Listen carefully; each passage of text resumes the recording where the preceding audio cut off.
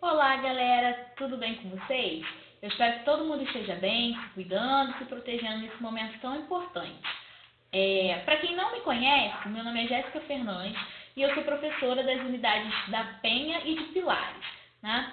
E hoje eu vou estar aqui com vocês para mais uma dessas nossas aulas, né, à distância, enquanto a gente fica em casa, se cuidando, se protegendo aqueles que a gente ama.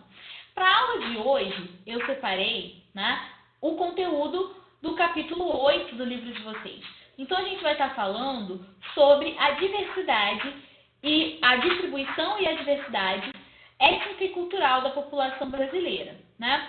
É mais uma continuidade dos estudos que a gente já vinha tendo, né, em sala de aula e nas outras aulas que a gente já teve aqui, né, pelo canal. Vamos falar aí das características, né, das características da população brasileira, do porquê nós somos um povo tão diverso, com tantas características culturais diferentes presentes no nosso território. E para começar a falar disso, a gente precisa diferenciar dois conceitos que aparecem muito quando a gente fala de diversidade étnica, quando a gente fala de diversidade da população, né? O primeiro deles é o conceito de raça. Normalmente, as pessoas utilizam esse conceito de forma equivocada. Elas costumam falar da raça humana, né? Não existem diferenças, ou melhor, né? Existe a raça negra, aqueles que são brancos, aqueles que são pardos, indígenas. Isso não é raça, né? Quando a gente fala de raça, a gente está falando de um conceito, né, que tem a ver com a fisiologia, com a genética, né? A gente poderia falar de raça, eu coloquei um desenhozinho, né? Quando a gente fala de animais, né? Quando a gente fala por exemplo, de cachorro, quando a gente fala de gato, né? Quando a gente fala de animais que são diferentes uns dos outros. Por quê? Porque são de raças diferentes, né? Quando a gente fala de ser humano, a gente está falando de uma raça que é única, que não tem diferenciação. Entre os cachorros, por exemplo, existem diferentes, vamos dizer, tipos de cachorro, né? Que são de raças diferentes. Então, eles têm uma fisiologia diferente, eles funcionam de maneira a biologia deles, né, tem uma certa diferença. Por exemplo, quem tem um cachorro que tem um focinho mais achatado, né, esse cachorro tem uma dificuldade maior de respirar. Então, ele pertence a uma determinada raça de cachorros e essa raça tem uma dificuldade maior de respiração. Outros cachorros, por exemplo, não têm, né, porque não tem esse focinho tão achatado. A fisiologia, a genética desses diferentes cachorros é diferente. Então, a gente pode falar de mais de uma raça, né? Então, você tem o Shih Tzu, você tem o Dálmata, você tem o Beagle, você tem diferentes raças que têm uma composição, uma formação, né, biológica, apesar de eles serem, né, todos serem cachorros, mas eles têm uma genética, uma questão genética diferente um do outro, né? Então, a gente poderia falar, nesse caso, de raças. Quando a gente fala de ser humano, nós temos que falar de etnia. Por quê? Nós somos diferentes uns dos outros, não por conta das nossas formações genéticas ou da nossa fisiologia. Nós somos diferentes porque nós temos identidades diferentes, culturas diferentes, tradições diferentes, e é isso que vai fazer com que a gente seja de um grupo ou de outro. Por isso, quando a gente fala de ser humano, nós falamos de etnia. Todos nós pertencemos a um único grupo, né? Uma única espécie, que é a espécie humana. E nós temos diferentes etnias dentro dessa espécie humana. Porque o que vai diferenciar um grupo de outro é a cultura, é a tradição, é a identidade daquele grupo, como aquela pessoa ou aquele grupo se reconhece, né? Então, isso é importante para a gente começar nossa conversa. Aqui nós vamos falar da diversidade étnica que existe na população brasileira, né? dessas diferentes características culturais, tradições que existem na nossa população. A gente está falando de etnia. Raça não se aplica à diferenciação, né, dos grupos humanos que existem, das sociedades humanas que existem. Quando a gente fala dessas sociedades, desses grupos diferentes, nós estamos falando de etnia, né? E aí, para falar da população brasileira, a gente precisa destacar um fato muito importante. Nossa população é uma população miscigenada, né? Que passou por um processo de miscigenação, de mistura de etnias, né? E aí eu trouxe uma frase, né, do Gilberto Freire, que diz o seguinte: todo brasileiro, mesmo o alvo de cabelo louro, traz na alma, quando não na alma e no corpo, a sombra, ou pelo menos a pinta, do indígena ou do negro. Por quê? O nosso país, a nossa população, ela é fruto de uma mistura de diferentes grupos étnicos. E por mais que a gente hoje tenha características predominantes de um determinado grupo, né, nós trazemos na nossa história, na história da mistura do nosso povo, as características dos índios, dos negros, né, que fizeram parte da ocupação do Brasil, da ocupação do território brasileiro, e que foram, em muitos momentos, né, maltratados, né, no caso dos escravos negros, escravizados, castigados, e que, através de muitos acontecimentos que nós vamos falar aqui, contribuíram para a formação do nosso território, da nossa população. Então, todos nós trazemos na nossa história, né, um pouco desses indígenas, desses negros, né, está nas nossas características, mesmo quando isso não é predominante, né? Você pode ter a pele mais clara, mas ter um cabelo mais crespo, mais enrolado, né? Você pode ter a pele mais escura e ter um cabelo mais liso. Então, isso mostra o quanto nós somos um país fruto de uma grande miscigenação. Somos um país miscigenado. Eu costumo dizer, quando eu estou em sala de aula, estou dando essa aula, né? E vou dizer aqui para vocês, que o brasileiro ele não tem uma cara, né? Quando a gente pensa no japonês, quando a gente pensa num árabe, quando a gente pensa num chinês, existe uma certa característica física que a gente logo associa àquele grupo étnico, né? Mas quando a gente pensa no brasileiro, não. Eu posso ter alguém com uma característica física semelhante à do japonês, mas é brasileiro. Por quê? Porque nós somos fruto dessa miscigenação.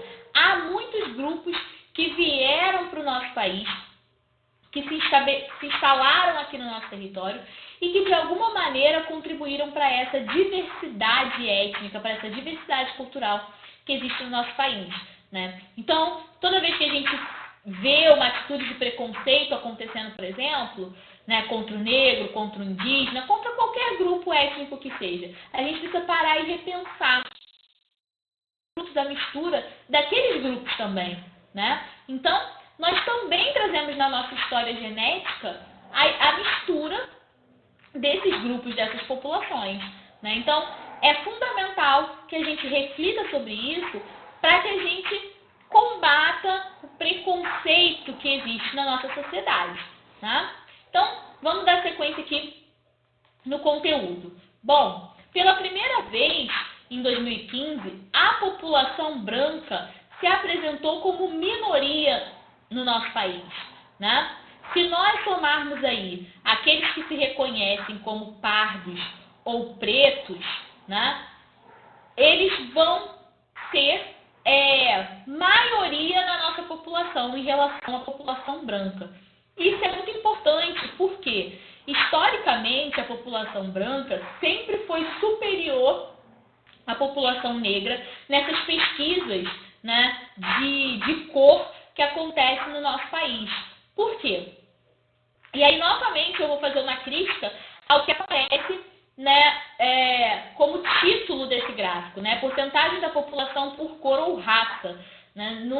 Não existe essa ideia de raça quando a gente está falando de ser humano, né? Então, é até meio que equivocado o uso dessa palavra aí pelo IBGE nesse gráfico. Mas, como, né, o título é esse, a gente precisa utilizar. Mas é importante destacar que, pela primeira vez, a soma da população parda, que se reconhece como parda ou preta, é superior à soma dos brancos.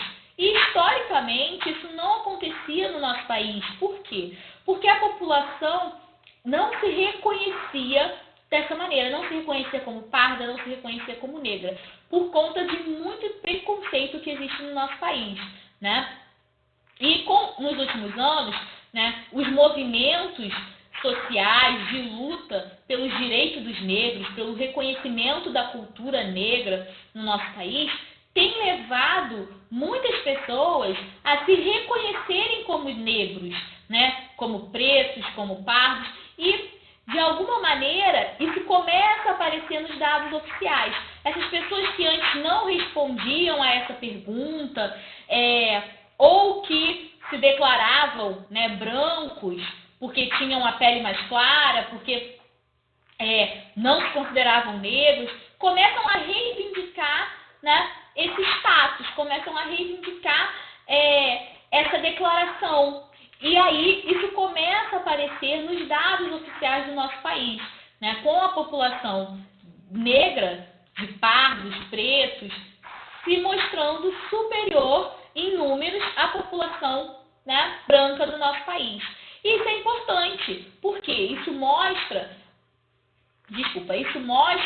que essa população negra tem conseguido enfrentar o preconceito e tem conseguido se reconhecer no nosso país. Como nós somos um país miscigenado, fruto de uma grande mistura, né, é óbvio que a maioria da nossa população não vai ser composta apenas por pessoas brancas, porque não foi só o branco que veio para cá e ocupou esse país. Nós tivemos os indígenas, nós tivemos uma grande quantidade de negros que vieram para cá e foram escravizados, né? Então a mistura desses povos, obviamente, não resultou numa população muito branca, apenas de brancos, né? E isso precisava aparecer nos dados oficiais, que durante muito tempo não acontecia no nosso país.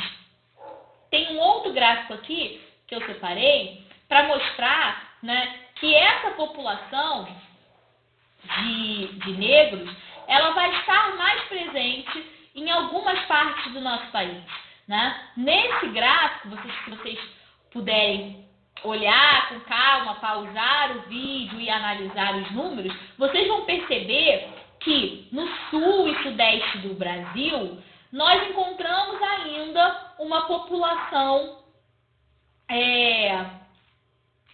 de pessoas, né, brancas, bem maior, bem superior à população que se reconhece como preta ou parda, né? Se a gente somar os dois aí e colocar aqui, né, como população negra, tanto os pretos como os pardos, nós vamos ver que a população branca ainda é uma população superior à população de negros. Isso tem a ver com vários processos históricos, né, aonde essa população branca historicamente estava ocupando no nosso país, né? Por isso, nessas áreas nós ainda temos uma quantidade de brancos, né, que é superior aí à população negra. Mas se nós olharmos no norte, no nordeste do nosso país, no centro-oeste do nosso país, nós vamos desculpa, gente, nós vamos ver que a população negra, né, pardos e pretos, é superior à população branca. Novamente, isso é importante porque mostra o quanto essa população passou a tomar para si os espaços públicos do nosso país, a se reconhecer enquanto população parda, preta, enquanto população negra, né? O que historicamente sempre foi muito difícil de acontecer devido ao preconceito no nosso país. E aí, passando aqui, nós vamos falar sobre alguns grupos, tá? étnicos que fazem parte do nosso país, que contribuíram para essa miscigenação do nosso país. E o primeiro que eu separei aqui são os indígenas, né?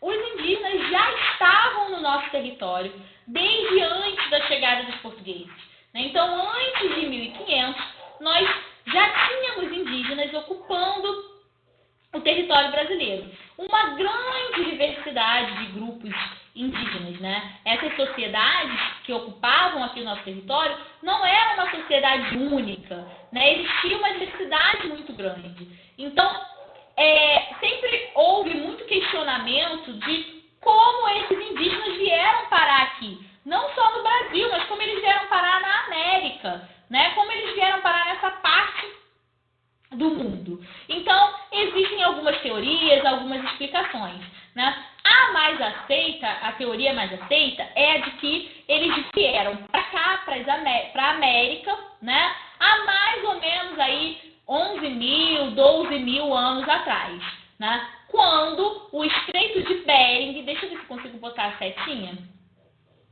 para vocês observarem. Passou demais aqui.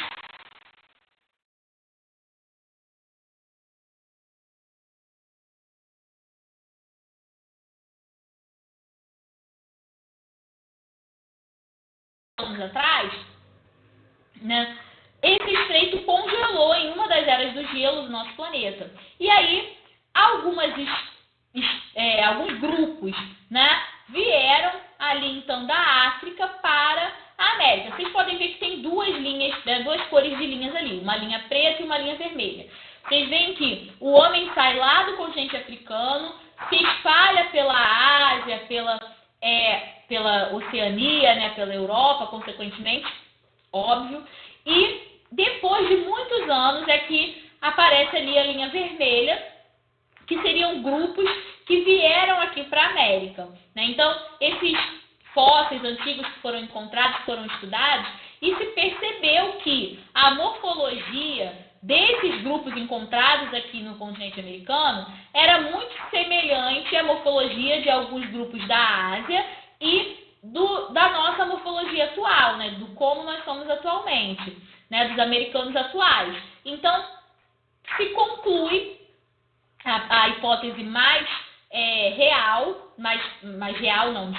a hipótese mais aceita é de que, né, os grupos aqui vieram então aí lá da Ásia e povoaram a América. E aqui no Brasil existia uma grande diversidade de grupos indígenas quando os portugueses chegaram, né?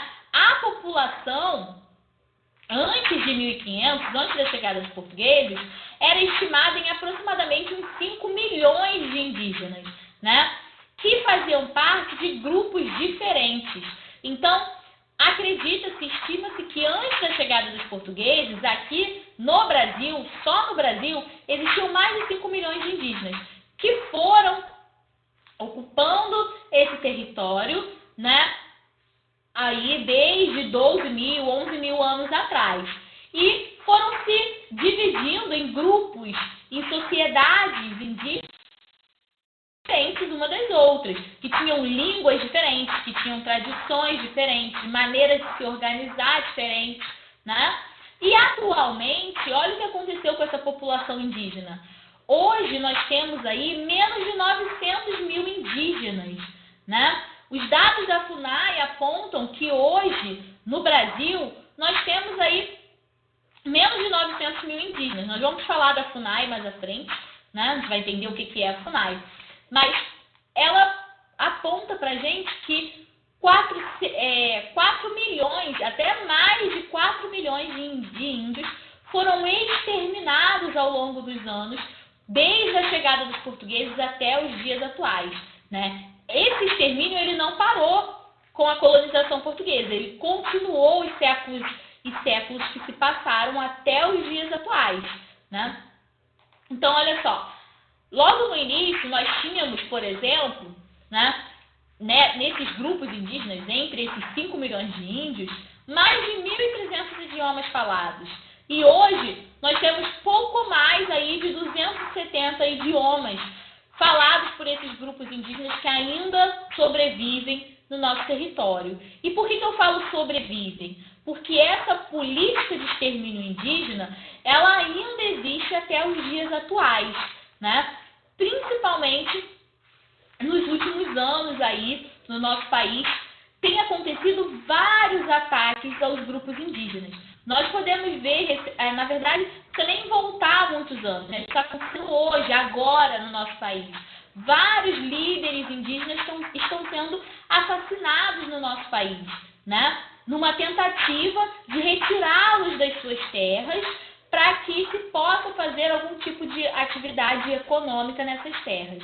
A gente vai falar um pouquinho melhor de como essas terras indígenas são reservadas, são criadas para eles, né? Na verdade, nas aulas anteriores, nós já falamos das unidades de conservação, né? Das unidades de proteção ambiental no nosso país. Falamos de reservas indígenas nas aulas anteriores, vocês viram aí na aula da Tamires, quem assistiu a aula online com a Márcia também, pôde ver, né, como que se dá essa formação das reservas indígenas e por que elas são importantes. A gente vê aqui claramente que esse grupo foi muito atacado ao longo da ocupação territorial no nosso país, né? E aí, séculos e séculos de presença nossa, né, de presença da sociedade brasileira, que constantemente foi atacando esses grupos, né? E aí a gente se pergunta, como que esses grupos foram sendo exterminados?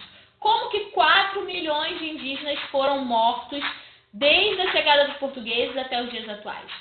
Bom, tem 3 elementos que foram fundamentais para que os portugueses atacassem esses grupos lá na chegada deles aqui no Brasil, né? E que contribuíram aí para uma redução já drástica logo nos primeiros anos de ocupação portuguesa no país. Primeiro deles, as armas. Os portugueses chegaram aqui com armas, né, físicas que foram usadas contra esses grupos indígenas, né, e massacraram aí centenas, né, milhares de índios no nosso território, para que os portugueses pudessem ocupar e se instalar no território brasileiro. Eles exterminaram, através da violência física, esses grupos indígenas. Outra forma de extermínio dos indígenas e da sua cultura foi a utilização da Bíblia. Esses indígenas eram forçados a se converterem para o catolicismo, adotarem essa religião e, assim, deixar de lado os seus costumes, as suas crenças, as suas tradições, né? E além das armas físicas, da Bíblia, também foi utilizado as armas biológicas. E aí, nesse momento, eu escuto daqui vocês se perguntarem, professora, o que é arma biológica? A arma biológica é o seguinte, esses grupos indígenas, eles não tinham contatos com muitas doenças que os europeus já tinham, né? Eles costumavam tratar as doenças que eles conheciam, né, com ervas, com produtos naturais. Mas eles não tinham conhecimento de muitas doenças que os europeus trouxeram, né, que os portugueses trouxeram. Então, o simples europeu podia dizimar uma tribo inteira, porque uma simples gripe, né, com um sistema imunológico fraco, ou melhor, com um sistema imunológico que não conhecia as defesas para aquela gripe, para aquela doença, isso poderia fazer com que aquela tribo inteira se contaminasse e fosse exterminada. E os portugueses, eles perceberam isso, eles sabiam disso, né? Eles começaram a perceber que só com esse contato as tribos começavam a adoecer e a falecer. E aí, em muitas ocasiões, eles iam até essas tribos e deixavam um lenço de alguém que estava doente com algum tipo de doença, né? E voltavam algum tempo depois e essa tribo estava exterminada. Por quê? Porque eles não tinham um sistema imunológico, eles não conheciam aquela doença, não sabiam como tratar, né? Então, através da arma, da Bíblia e das armas biológicas, os portugueses, nos primeiros anos de ocupação, dizimaram populações, dizimaram tribos e grupos indígenas no nosso território, né? Mas eles também se aliaram, né, fizeram aliança com esses grupos indígenas. Não porque eles eram bonzinhos e queriam ajudá-los, óbvio, né? Eles tinham interesses, né? Um dos interesses para a exploração do pau-brasil. Então, eles tentaram fazer alianças com esses grupos indígenas para que eles trabalhassem na exploração do pau-brasil. Eles tentaram alianças para que eles pudessem povoar, colonizar esse território, né? E também para que eles pudessem combater a resistência que outros grupos indígenas mais violentos, que resistiam, eles não eram necessariamente violentos, né? Eles estavam defendendo o seu território. Então, óbvio que quando os portugueses tentavam ocupar, eles tentavam se defender. Os portugueses estavam invadindo o território indígena, né? E aí, o que eles vão achar de estratégia? Eles vão se aliar a grupos indígenas que eram menos resistentes para combater esses grupos indígenas que eram mais resistentes. Até porque eles não sabiam, não conheciam a língua indígena, né? A gente viu no slide anterior que eram mais de 1.300 línguas, dialetos indígenas que eram falados no Brasil. Então, eles não conheciam todos. Eles precisavam criar estratégias para que esses grupos mais resistentes pudessem ser combatidos, né? E aí, assim, essa violência se estendeu pelos séculos, né? Isso não reduziu depois que o Brasil se tornou independente, que a ocupação portuguesa consolidou o nosso território. Isso continuou existindo séculos e séculos e até hoje, né? Nós temos uma política ambiental no nosso país que ataca esses grupos minoritários como os grupos indígenas, né? Atualmente, nós temos uma postura do governo em relação a esses grupos que é uma postura de não preservação, né? De não preservar a sua cultura, as suas terras, de não garantir os seus direitos. Então, os ataques aos grupos indígenas continuaram aí ao longo e longos anos. E esse grupo foi muito importante para essa miscigenação do Brasil, né? Logo no início da colonização, você tinha muitos homens vindo, que estavam vindo para o Brasil, né? E justamente como a maior quantidade era de homens, muitas mulheres indígenas foram exploradas sexualmente por esses europeus. E a miscigenação nasce já dessa violência, né? Essa mistura da população brasileira, infelizmente, começa a nascer dessa violência que aconteceu, né, por parte dos europeus, dos portugueses, com essa população nativa aqui. Então, até hoje, há ainda muito preconceito em relação a essa população indígena. E aí eu falei que a gente ia falar da FUNAI, né? O que é a FUNAI? A FUNAI é a Fundação Nacional do Índio. Depois de muitos séculos de luta, de resistência, né, em 1967 foi criada a Fundação Nacional do Índio, que tem como finalidade garantir instrumentos, políticas públicas para esses indígenas, para manutenção e preservação do patrimônio imaterial dos índios, né, para demarcação de terras, para criação, cuidado e manutenção das terras indígenas no nosso país, né? Então, em 1967, já no século XX, a FUNAI é criada para que se façam políticas públicas de proteção e manutenção a esse grupo étnico do nosso território.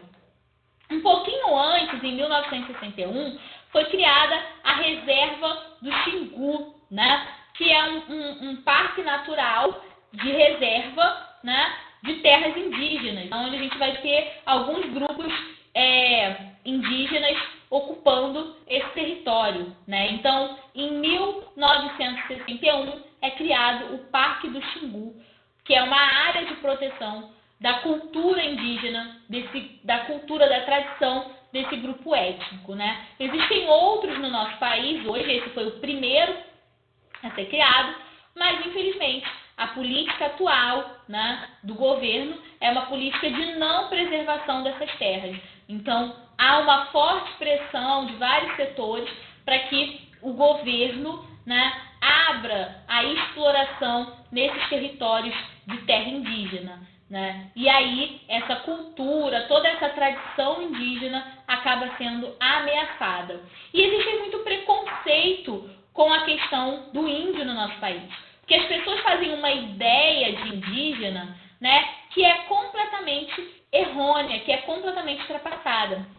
As pessoas acham que a população indígena, né, é só aquela que vive em reservas, vive no meio da floresta, e não é bem assim, né? Nós temos uma luta muito grande hoje no país, que está ligada à questão da etnogênese, né? O que é etnogênese? Esses grupos indígenas que moram, pessoas indígenas, né? Descendentes indígenas que moram em áreas urbanas, mas que mantêm a sua cultura, a sua tradição, né? Que mantêm, de alguma maneira, as tradições que são ligadas aos seus antepassados, eles também devem ser reconhecidos como indígenas, eles também devem ser reconhecidos, né, como povos indígenas, mesmo esses que vivem nas cidades, mas que de alguma maneira mantêm as suas tradições, os seus costumes,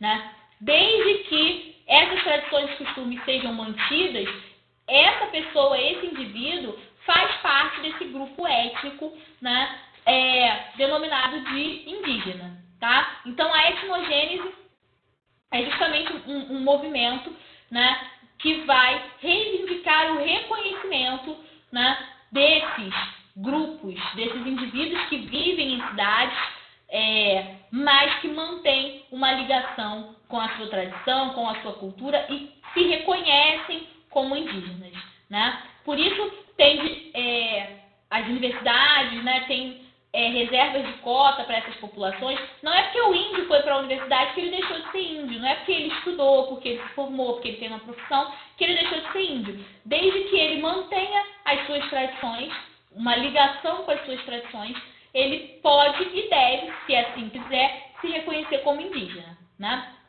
E aí, nós tivemos outros grupos que contribuíram para essa formação étnica e essa diversidade cultural que nós temos no nosso país, né? Como, por exemplo, os europeus.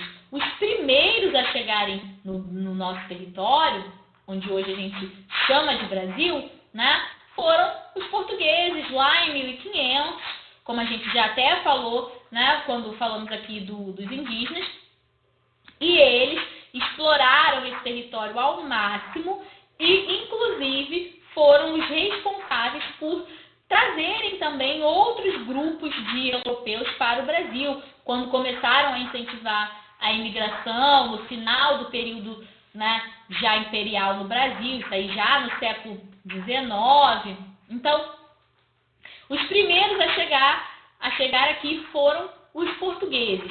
E começou aí, então, essa mistura de povos, né? Esses portugueses se relacionaram com esses indígenas, com os negros que trouxeram para cá para serem escravos.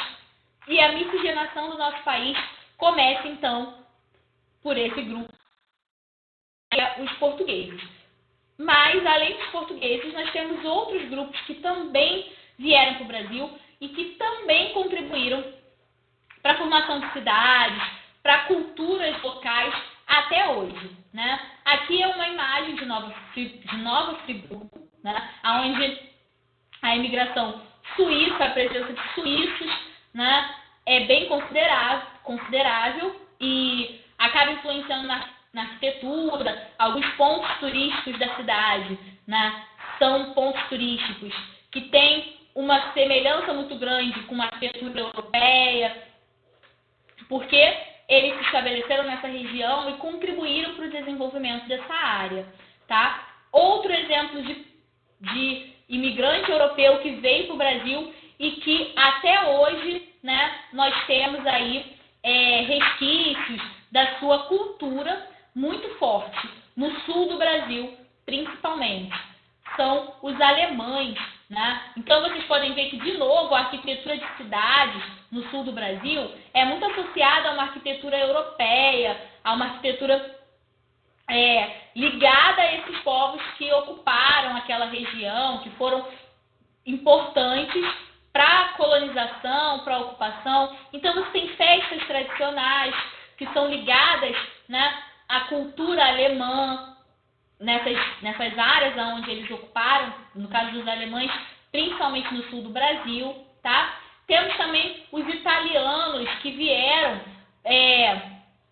para trabalhar, né, nas lavouras de café, por exemplo, aqui no Sudeste. Então, a imigração italiana em São Paulo é bem forte, né? Eles vêm como alternativa de substituir a mão de obra escrava. Temos também os espanhóis, que da mesma forma vão atuar bastante nas lavouras de café aqui na região Sudeste, também em substituição a essa mão de obra escrava, né, que já se encontrava no fim aqui no Brasil. Então, há vários grupos europeus que vêm para o Brasil e que contribuem para a miscigenação e para a diversidade cultural no nosso país. Então, no caso, por exemplo, dos alemães, existem festas, como eu já falei, tradicionais, ligadas à cultura alemã, que acontecem até hoje no sul do Brasil, né? Bom, outro grupo extremamente importante para a miscigenação e para a diversidade cultural do Brasil, os negros, né? E aí a gente tem que destacar alguns pontos importantes da presença dos negros no nosso país, né? 40% de todos os escravos, de todos os africanos que vieram para a América como escravos, né, foram designados, né, vieram para o território brasileiro. Então, de toda a imigração africana que veio para a América, 40% veio para o Brasil para trabalhar como escravos, né? Péssimas condições, eram açoitados, eram castigados, né? A expectativa de vida entre esses negros era muito baixa, né, devido a essa violência, ao trabalho pesado que eles realizavam, né, as más condições de vida que eram oferecidas para eles, eles eram tratados como mercadoria. Por isso que é tão importante o aparecimento da população negra nos dados oficiais do nosso país. Porque, historicamente, eles foram castigados, né? E isso tem reflexos, né? Eles foram castigados, maltratados, humilhados historicamente no nosso país. E isso tem reflexos até hoje na população negra, né? A gente vai ver no próximo slide, né? Esses escravos, esses africanos que vieram para cá, acabaram sendo forçados a adotar o português, mesmo essa não sendo a sua língua, né? A adotar o catolicismo, mesmo essa não sendo a sua religião. E é aí que acaba surgindo o sincretismo religioso. Qual vai ser a estratégia de muitos desses africanos? Eles não queriam abandonar a sua religião, a sua cultura, né? E aí eles acabaram pegando esses deuses católicos, né, e associando aos seus próprios deuses, né? Então, eu tenho uma imagem de São Jorge e Ogum, né? São Jorge, para o catolicismo, é um né, dos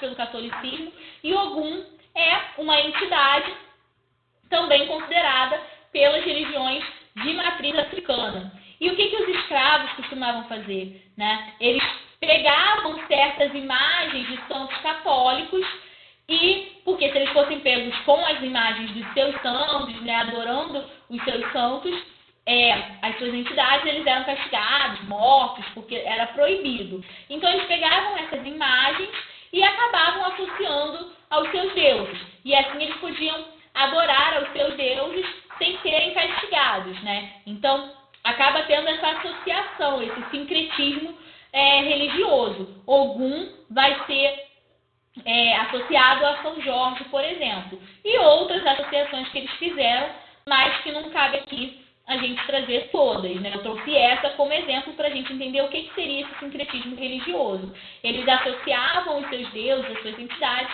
a grupos, a entidades também, né, católicas, para que eles pudessem fazer as suas adorações sem serem castigados.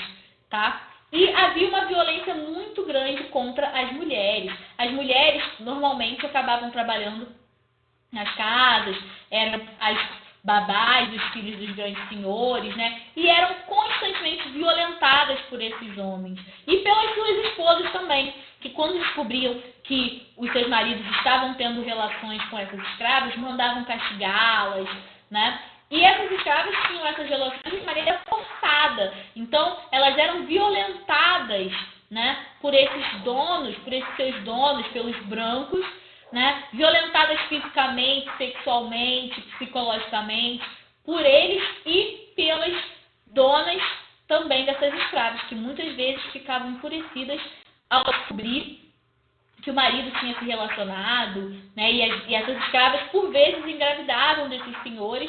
Então, essas esposas acabaram também castigando essas mulheres, né? E aí, a gente tem que pensar o seguinte: em 1888, há a libertação desses escravos. Mas será que eles realmente foram libertados de maneira fácil? Não, né? Houve muita resistência. Eles tiveram muitos momentos de luta, né? Então, muitos fugiam e formavam os quilombos. Essa primeira imagem é uma referência aos quilombos, né? Um dos quilombos mais famosos de todos, né? O quilombo dos Palmares, onde esses escravos fugiam e lá mantinham uma certa vida, né? Ligadas às suas tradições, às suas crenças. E também houve outras formas de resistência desses negros, né? E que a gente ainda vê até hoje no nosso dia a dia. Ainda existem áreas, né, de quilombos, a gente falou aí nas aulas anteriores, vocês viram as comunidades tradicionais, né? Os quilombos fazem parte dessas comunidades tradicionais que ainda mantêm essa tradição negra viva, né? O jongo, né? E a capoeira também foram formas de resistência e ainda se encontram presentes na nossa cultura até os dias atuais, tá? E a escravidão, ela vai acabar em 1888, esses negros vão se tornar libertos. Mas por que eu coloquei a foto, né, no fundo da Lei Áurea, assinada pela Princesa Isabel, no dia 13 de maio de 1888, né? E a foto dos escravos se libertando, mas um ponto de interrogação no meio. Será que essa liberdade, ela realmente aconteceu? Os escravos, eles foram libertos, né, pela Lei Áurea, mas não foi dada nenhum tipo de assistência a essa população. Então, não foi dado nenhum tipo de compensação pelos anos de escravidão que eles tinham vivenciados. Num dia eles eram escravos e no outro eles eram seres livres, numa sociedade que era preconceituosa, aonde eles não tinham educação, eles não frequentavam escolas, não eram formados, né? Aonde eles não eram aceitos. Então a Lei Áurea libertou os escravos, mas não incluiu, não teve nenhuma política de inclusão desses negros na sociedade. Por isso que, historicamente, a população negra é uma população que veio sendo marginalizada, né? Era a menor quantidade de pessoas nas universidades, né? Ainda há uma quantidade, né? Apesar da política de cotas, política efetiva, ter colocado o negro na universidade, durante muitos anos eles foram minoria dentro dessas universidades. Eles são minorias nos grupos mais ricos do país, né? Naqueles mais desenvolvidos, mais bem-sucedidos, mas são maioria entre os jovens que são presos, entre os jovens que são assassinados, né? Entre a população carcerária. Por quê? Porque historicamente foram marginalizados, foram colocados à margem da sociedade, né? Foram libertos, mas não foram incluídos na sociedade de forma efetiva. Então, demorou muitos anos para essa população conseguir um reconhecimento dos seus direitos, das suas lutas. É por isso que é tão importante políticas como a política de cotas, para incluir esse negro na universidade, né? Políticas afirmativas que tragam essa população mais marginalizada para dentro do nosso sistema social, né? Para que eles possam ser verdadeiramente inclusos. Por isso que é tão importante eles aparecerem como maioria na nossa população. e que essa maioria se faça presente em todos os espaços da nossa sociedade, né? Por fim, aqui, os japoneses, né, que fazem parte aí do grupo dos asiáticos que vieram para o nosso país, né? Os japoneses chegam aqui já no iniciozinho do século XX, por volta de 1908, né? E eles saem do Japão, um certo grupo migra do Japão para o Brasil por conta do processo de modernização no campo, né? Que vai fazer com que a mão de obra seja substituída pela máquina. Então, em busca de melhores oportunidades de trabalho, eles vão migrar para o Brasil e vão trabalhar, inclusive, na produção de café, né? Já que boa parte desses japoneses que vêm para o Brasil, nesse momento, né, eles vieram oriundos do campo, né, por conta desse processo de modernização. Então, esses diversos grupos étnicos fazem parte, então, do território brasileiro e compõem a nossa diversidade étnica e a nossa diversidade cultural, tá? Eu espero que depois de toda essa viagem geográfica pela ocupação do nosso território, né, por esses diversos grupos étnicos, vocês tenham entendido, eu espero que não tenha ficado dúvida, mas se ficou dúvida, vamos pegar tudo que a gente falou aqui hoje, anotar, rever essa aula, separar as dúvidas, para que na aula online vocês possam estar retirando, né? Eu vou estar no chat, outros professores vão estar dando a aula online, mas vocês podem mandar as dúvidas que a gente vai tirando todas elas lá, né? Eu espero que vocês tenham entendido, que vocês se cuidem e que a gente se encontre muito em breve, né? Então, eu agradeço a todos e até a nossa próxima aula, até o nosso próximo encontro, tá bom? Beijo para todos!